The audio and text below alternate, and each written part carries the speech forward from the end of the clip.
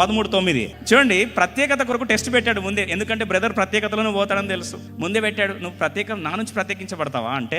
కొన్నిసార్లు అన్నారు అనుకోండి అబ్రాహం, ఏమని వేరై ఉంటావా అంటే ఏమనాలా? ఎవరో గొర్రెల కాపర్లు మన పనులు కొట్లాడుకుంటే మనం దూరం అవుతామా? నా మీద నీ కోపం ఉంటే 2 లాగి కొట్టు, నీకు ఇష్టమైతే పో అంటావా? అట్లా పోతా అనుకుంటున్నావు అనాలి కదా. గుర్తుపెట్టుకో, పిలుపులో నుండి, దర్శనం నుండి, దేవుని అభిషేకపు సన్నిధిలో నుండి నువ్వు దూరం వెళ్తున్నావు అంటే ఆశీర్వాదం కాదు నీకు అది. నాయో మీ టెస్ట్ పెడుతున్నా చెప్పిందా అండి Ruth ఓర్ఫాలకి?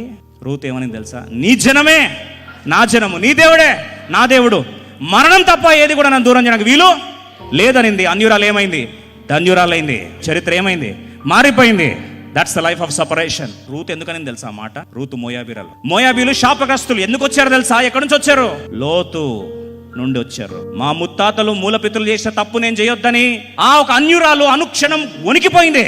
Be careful when someone entices you to separate from your very calling. It messes your life forever.